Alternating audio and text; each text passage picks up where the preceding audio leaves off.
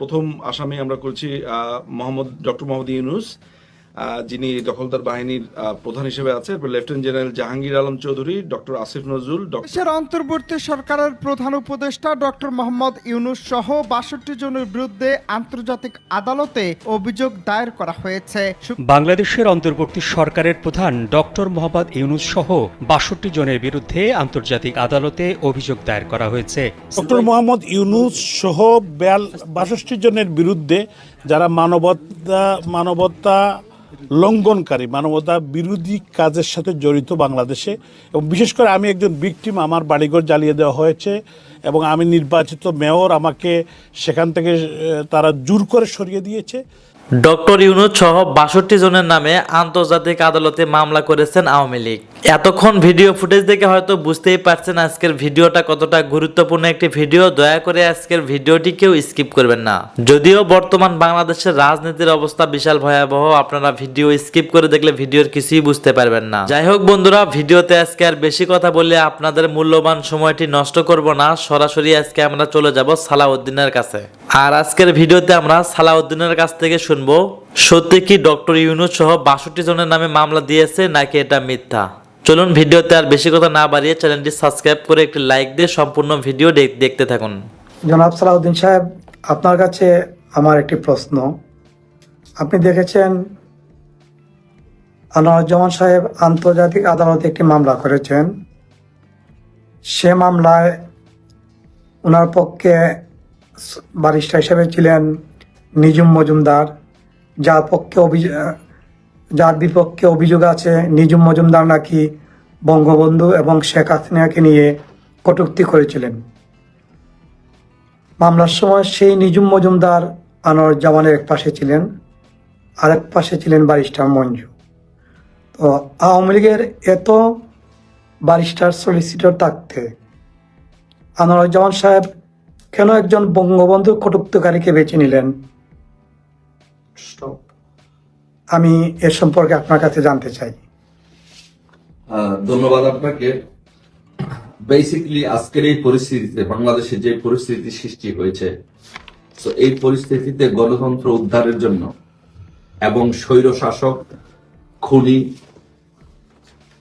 ইউনূস গংদেরকে সরানোর জন্য এবং তারা যে বাংলাদেশে গণহত্যা চালিয়েছে, তারা যে মেটিকুলাসলি ডিজাইনের অংশ হিসাবে বাংলাদেশে যে ছাত্র হত্যা করেছে, পুলিশ হত্যা করেছে, তো বেসিক্যালি এইগুলো করে তারা বাংলাদেশটাকে ধ্বংস করে দিয়েছে এবং বাংলাদেশে এটি গণহত্যা চালিয়েছে এই ইউনূসের নেতৃত্বে। সো আমরা মনে করি যে বাংলাদেশে ইউনূস এবং ইউনূস গং যারা আছেন, উপদেষ্টাবৃন্দ এবং কিশোর গ্যাংদের সংগঠন, বৈষম্য বিরোধী ছাত্র আন্দোলনের নেতারা, সমন্বয়ক নামে যারা পরিচিত, তাদের এই বাংলাদেশে এবং বিচার হওয়া উচিত এবং আন্তর্জাতিক আদালতেও তাদের বিচার হওয়া উচিত। তারা একটি জেনোসাইড চালিয়েছে বাংলাদেশে, অসংখ্য পুলিশ সদস্যকে হত্যা করেছে। একজন গর্ভবতী পুলিশ ছিল, মহিলা ছিলেন, সেই মহিলা বলেছে আমি অন্তঃসত্ত্বা, তারপরও তারা সেটি কর্ণপাত করেনি। সেই একই পুলিশ ফাঁড়িতে 13 জন পুলিশ সদস্যকে তারা হত্যা করেছে।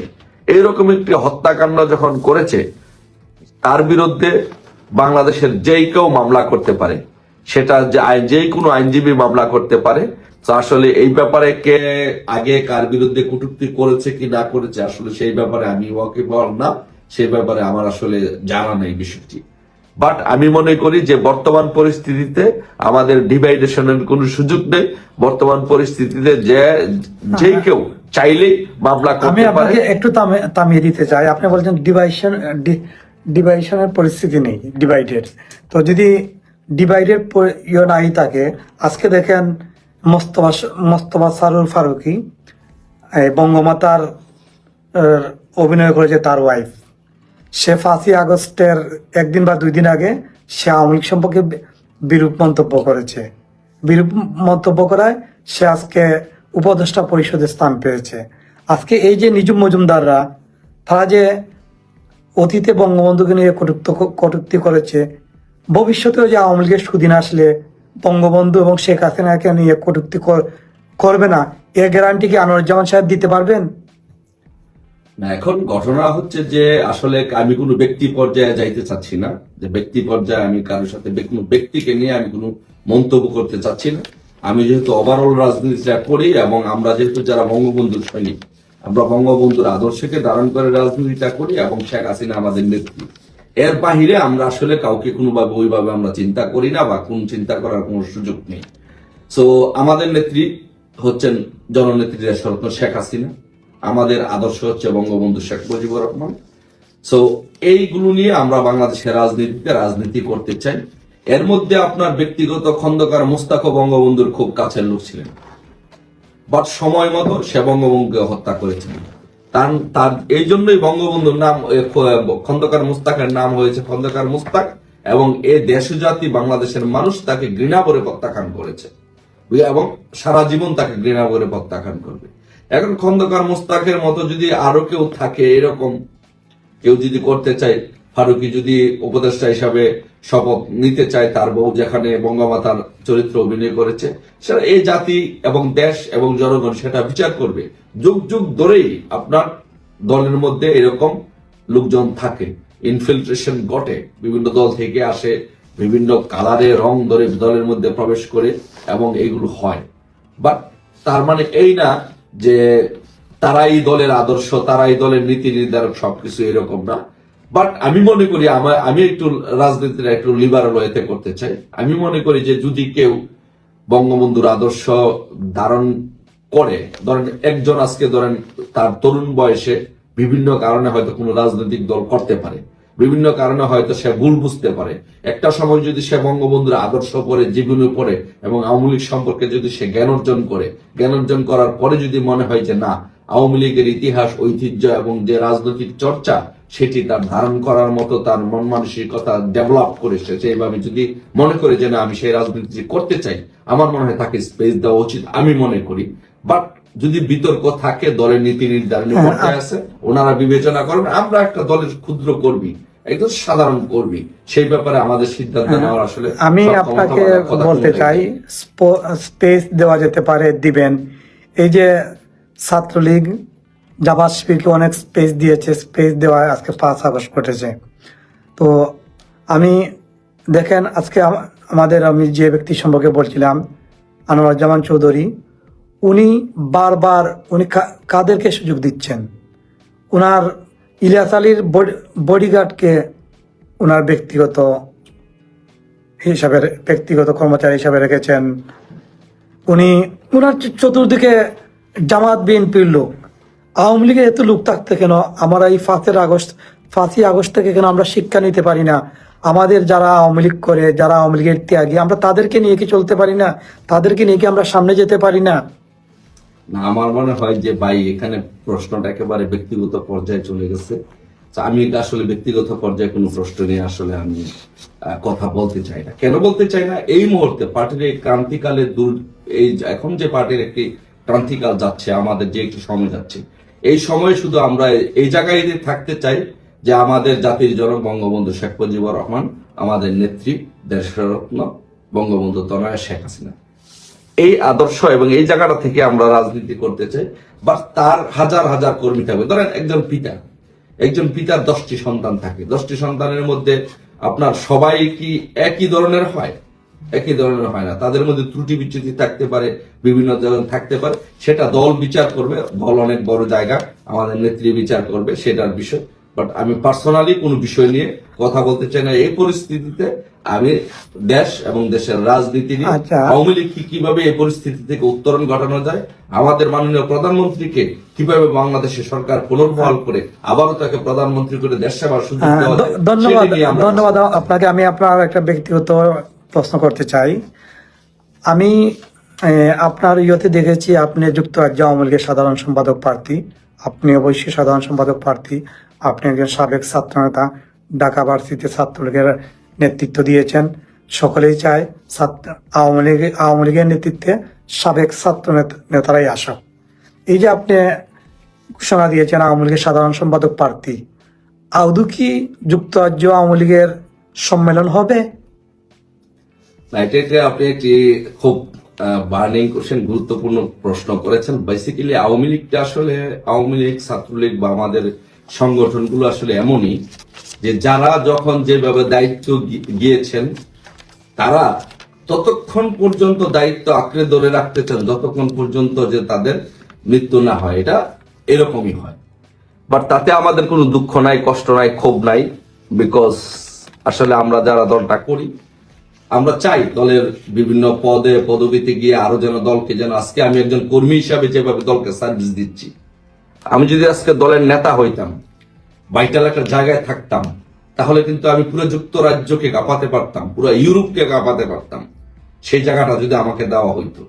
কিন্তু হয়তো সেই জায়গার মধ্যে আমি নাই, কিন্তু তাতে আমার দুঃখ নাই, ক্ষোভ নাই। যারা আছেন তাদের সাথে আমরা মিলেমিশে কাজ করতে চাই, তাদেরকে সহযোগিতা করতে চাই।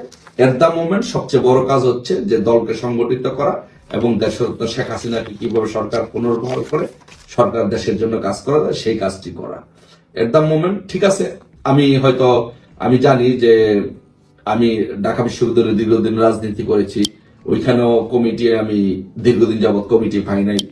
হয়তো কমিটি পাইলে হয়তো ছাত্রলীগের প্রেসিডেন্ট সেক্রেটারি হয়ে বের হয়ে আসতে পারতাম, সেরকম যোগ্যতা বা সেরকম গ্রাউন্ড ছিল। কিন্তু দীর্ঘদিন কমিটি না হওয়ার কারণে হয়তো সেটা হয় নাই। তো তাতে আমার কোনো দুঃখ নাই, বাট আমি মনে করি যে এই মুহূর্তে আমরা যারা আছি আসলে দলের জন্য এই কাজটা করতে চাই। নেত্রীকে কিভাবে পুনর্বহাল করে সরকার প্রধান হিসেবে আবার এই সরকারকে, আমাদের আওয়ামী লীগ সরকারকে পুনর্বহাল করে, প্রধানমন্ত্রীকে কিভাবে পুনর্বহাল করে দেশ সেবা করার সুযোগ দিতে পারি, বাংলাদেশ থেকে এই কিশোর গ্যাংদেরকে, সন্ত্রাসীদেরকে, খুনি ইউনুসকে কিভাবে তাড়ানো যায়, সেটি নিয়ে এখন আমরা কাজ করতে চাই। এটি আমাদের মূল কাজ। ডক্টর মোহাম্মদ ইউনুস সহ 62 জনের বিরুদ্ধে যারা মানবতা লঙ্ঘনকারী, মানবতা বিরোধী কাজের সাথে জড়িত বাংলাদেশে, এবং বিশেষ করে আমি একজন ভিকটিম, আমার বাড়িঘর জ্বালিয়ে দেওয়া হয়েছে এবং আমি নির্বাচিত মেয়র, আমাকে সেখান থেকে তারা জোর করে সরিয়ে দিয়েছে এবং আমি সহ বাংলাদেশের হাজার হাজার আমাদের নেতাকর্মীর উপর তারা আক্রমণ করেছে, নির্যাতন করেছে। এই জন্য আমরা, যেহেতু বাংলাদেশে বর্তমান প্রেক্ষাপটে কোনো বিচার চাওয়ার জায়গা নেই, আমরা আইসিটিতে মামলা করেছি এবং আমি এটাকে আমার মনে হয় আমি প্রথম শুরু করলাম এবং আমরা আশা করছি আমাদের ব্যারিস্টার নিজুম মজুমদার এবং ব্যারিস্টার মঞ্জু সহ আমাদের যারা শান্ত সহ যারা কাজ করছেন, আমাদের ব্যারিস্টার সাহেবরা, তো ওনারা এটার উদ্যোগ নিয়েছেন। প্রায় 15,000 মানে ভিকটিম আছেন যারা আন্তর্জাতিক মানবাধিকার ট্রাইব্যুনালে তারা মামলা করবেন। আমি বিশ্বাস করি একটি বিচার আছে, প্রকৃতির একটা বিচার আছে এই বাংলার মাটিতে। আমি সাংবাদিক বন্ধুদের কাছে আমি এই কথা তুলতে, এই বাংলার মাটিতেই আপনারাও দেখবেন, আমরাও দেখব। আমাদের এখানে বয়োজ্যেষ্ঠ আমাদের সিনিয়র নেতৃবৃন্দ এখানে আছেন, আমাদের সুলতান ভাই আছেন, ফারুক ভাই আছেন, আহাদ ভাই আছেন, আরও নেতৃবৃন্দ আছেন। তো আমি এটা বিশ্বাস করি, কেন যেন আমার মনে হয় এই ডক্টর ইউনুসের বিচার, যেহেতু জোর করে ক্ষমতা দখল, সংবিধান লঙ্ঘন, বাংলার মাটিতেই তাদের বিচার হবে এবং এই বিচার আমরা সবাই দেখতে পাবো। কারণ হলো যে তারা যেভাবে নির্যাতন করছে, যেভাবে দখলদারিত্ব এবং এই আমাদের যে স্বাধীন বাংলাদেশকে একটি পরাধীন রাষ্ট্র তারা বানানোর জন্য চেষ্টা করছে, একটি গোষ্ঠীর কাছে তুলে দেওয়ার চেষ্টা করছে। তো আমি আপনাদেরকে ধন্যবাদ জানাই যে এই সন্ধ্যায় ট্রাফিকের মধ্যে আপনারা কষ্ট করে এখানে এসেছেন এবং আপনাদের যখন প্রশ্ন থাকলে আপনারা করতে পারেন। এবং আজকে সন্ধ্যায় আমরা আইসিসিটা পাঠিয়ে দিয়েছি, ইনশাআল্লাহ আমাদের লয়াররা পাঠিয়ে দিয়েছেন এবং আবারও ওনাদেরকে আমি ধন্যবাদ জানাই, কৃতজ্ঞতা জানাই যে তারা অনেক কষ্ট করেছেন এবং এটাকে উপস্থাপন করেছেন।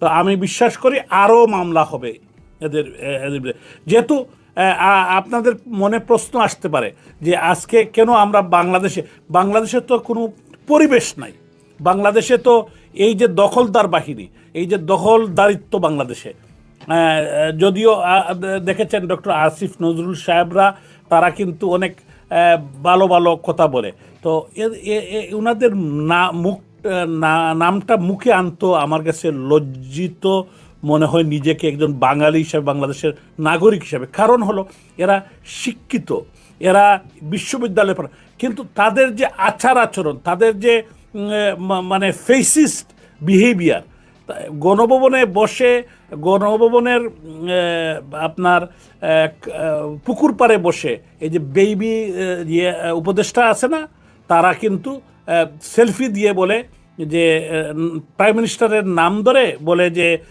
হাসিনার পুকুর পাড়ে, যে কত বড় বেয়াদব হলে। কারণ তাদের এইটার থেকে, এরা বিশ্ববিদ্যালয়ে পড়েছে, ঢাকা বিশ্ববিদ্যালয়ের স্টুডেন্ট। ঢাকা বিশ্ববিদ্যালয়ে আমরা প্রাচ্যের অক্সফোর্ড বলে খ্যাত এবং আমাদের বাংলাদেশের একটি অত্যন্ত ঐতিহ্যবাহী বিশ্ববিদ্যালয়। এই বিশ্ববিদ্যালয়ে এই ছেলেগুলা কিভাবে ভর্তি হলো, আর তার মা বাপরাও তারা কিভাবে, আমি যখন আমার বাচ্চাকে, আমার 3টা ছেলে আছে এবং আমিও ব্যক্তিগতভাবে, আমার বয়স তো নিয়ারলি 55 ইয়ার্স ওল্ড, আমরা ছোটোবেলায় তো পরিবার থেকে মা বাপ বলেছেন মুরব্বীদের সাথে কিভাবে কথা বলতে হয়। আমার 1 বছর সিনিয়র যারা, তাদেরকেও আমি সম্মান করে কথা বলি। এবং কিভাবে একজন রাষ্ট্রের প্রধানমন্ত্রী, উনি 4 বার নির্বাচিত প্রধানমন্ত্রী, উনি জাতির পিতার কন্যা, উনি শেখ হাসিনা। এদের মনে রাখতে হবে উনি কিন্তু শেখ হাসিনা, শেখ হাসিনার অল্টারনেটিভ শেখ হাসিনা, আবার শেখ হাসিনা, আবার শেখ হাসিনা। তো তারা হয়তো এই হিসাবটা তারা বুঝতে পারছে না। এদেশের মুক্তিকামী মানুষ, এদেশের 18 কোটি মানুষ, এদেশের স্বাধীনচেতা মানুষ এদেরকে ছাড়বে না। কারণটা হলো এদের দিন পুড়িয়ে এসেছে। আজকে কিন্তু বিদেশেও কিন্তু মানুষজন তাদেরকে প্রশ্ন করা শুরু করেছেন। আজকে রাস্তাঘাটে ফ্রান্সেও কালকে এই বেবি উপদেষ্টাকে মানুষজন ধরে জিজ্ঞাসা করছে, ডক্টর আসিফ নজরুলকে সুইজারল্যান্ডে জিজ্ঞাসা করছে। কারণটা হলো তারা আগে যেভাবে মনে করেছিল গেম এরকম না, যে জোর করে ক্ষমতা দখল করে শেখ হাসিনাকে হত্যার চেষ্টা, মাননীয় প্রধানমন্ত্রীকে, এবং আপনারা দেখেছেন বঙ্গবন্ধুর 2 কন্যাকে তারা হত্যা করতে চেয়েছিল। এবং খুনিরা কিন্তু 75 সালে যে খুনিরা তারা সাকসেসফুল হতে পারে না, এরা কিন্তু অনেকটা সাকসেসফুলের দ্বারে কাছে চলে গিয়েছিল। এবং অনেকেই কিন্তু এখানে স্টেটমেন্ট দিচ্ছে যে আমরা তো আরও একটা 15ই আগস্ট করাতে চাইছিলাম, এবং এটার এভিডেন্স কিন্তু আসছে। তো আমি বলতে চাই, রাখে আল্লাহ মারেকে, ইনশাল্লাহ এদেশের মানুষ অস্ত্র হাতে যুদ্ধ নিয়ে দেশ স্বাধীন করেছে। এদেশের মানুষ তারা গণতন্ত্রে বিশ্বাস করে। সো এই ট্রেইটারদের দিন বেশি দা। এবং ডক্টর ইউনূস কোনোদিন জনগণের কোনো কাজে আমরা দেখি নাই। এখন কিন্তু মাইক্রো ক্রেডিট করে ডক্টর ইউনূস সুদের ব্যবসা করে আজকে কিন্তু জবরদখল করে, ওনার যে শখ ছিল দীর্ঘদিনের। আর আরেকটা কথা বলি, অনেক সময় আমি আপনাদেরকে বলি, আগে আমারও মনে হতো যে ডক্টর ইউনূস যে আপনার বিভিন্ন সময় সরকারের সাথে বিভিন্ন বনাবনি হচ্ছিল না, যে হচ্ছিল, এটা কোয়েকশন দেখাতো। বঙ্গবন্ধুর কন্যা শেখ হাসিনা উনি কিন্তু বুঝতে পেরেছিলেন, উনি কিন্তু শয়তানদেরকে সবসময় উনি আইডেন্টিফাই করতে পারতেন। Doctor Yunus as a traitor, as a fascist, বাংলাদেশের সবচেয়ে বড় fascist doctor Yunus at the moment. তো আমি বলতে চাই এই ফেসিস্টদের বিচার বাংলার মাটিতে হবে, এটা কোনো সন্দেহের কোনো অবকাশ নাই। এবং অচিরেই মাননীয় প্রধানমন্ত্রী রাষ্ট্রনায়ক শেখ হাসিনা ইনশাল্লাহ, উনি এখনও দেশের প্রধানমন্ত্রী, উনি রেজিগনেশন দেন নাই, ওনার ক্যাবিনেটও আছে, ওনার পার্লামেন্টও আছে। আপনারা একটা জিনিস লক্ষ্য করবেন, তারা জাতীয় সংসদকে একবার ধ্বংস করে দিয়েছে, গণভবন ধ্বংস করে দিয়েছে, ধানমন্ডির 32 নম্বর জাতির পিতার বাড়ি। এই বাড়িতে 24 বছর, এখানে বীর মুক্তিযুদ্ধ আমাদের নেতা জনাব সুলতান মাহমুদ শরীফ আছেন, ওনারা কিন্তু এই বাড়ির যারা সাবেক ছাত্র নেতারা ছিলেন, এই বাংলাদেশের প্রেক্ষাপটে যত সাবেক ছাত্র নেতা অন্যান্য দল যারা করেন, তারাও কিন্তু 32 নম্বর থেকে আন্দোলন সংগ্রাম করেছে, মুক্তিযুদ্ধের সূতিকাগার সেই বাড়িকে জ্বালিয়ে দিয়েছে। সারা বাংলাদেশের লক্ষ লক্ষ কোটি কোটি মানুষের হৃদয়ে আগুন জ্বালিয়ে দিয়েছে। ছাত্র সমাজ, যুব সমাজ, আমাদের মা বোন থেকে শুরু করে আজকের 100 বছরের বয়স্ক মহিলাও কিন্তু প্রশ্ন করেন যে। ধন্যবাদ প্রিয় দর্শকবৃন্দু, এতক্ষণ আপনারা দেখলেন আন্তর্জাতিক আদালতে ডক্টর ইউনূস সহ 62 জনের নামে মামলা নিয়ে নানান ধরনের আলোচনা এবং সমালোচনা দেখলেন। এই সমস্ত বিষয় নিয়ে আপনাদের মনের মাঝে যদি কোনো প্রশ্ন থেকে থাকে অবশ্যই কমেন্ট বক্সে কমেন্ট করে জানাবেন। আমরা পরবর্তী ভিডিওর মাধ্যমে আপনাদের কমেন্টের রিপ্লাই দেওয়ার চেষ্টা করব। আর আজকের ভিডিওতে আমার নিজস্ব কোনো কথা বলা হয়নি, যা দেখলেন, যা কিছু শুনলেন সব কিছুই সোশ্যাল মিডিয়া থেকে সংগ্রহ করা। তো বন্ধুরা, আজকের ভিডিওটি নিয়ে যদি আপনাদের কোনো মন্তব্য থেকে থাকে কমেন্ট বক্সে কমেন্ট করবেন, আর আমার ডিসক্রিপশনে নাম্বার দেওয়া আছে সেই নাম্বারে যোগাযোগ করবেন। এমন নিত্য নতুন আপডেট খবর সবার আগে পেতে এখনই আমাদের এই পিচ্চি সাকিব ইউটিউব চ্যানেলটি সাবস্ক্রাইব করুন।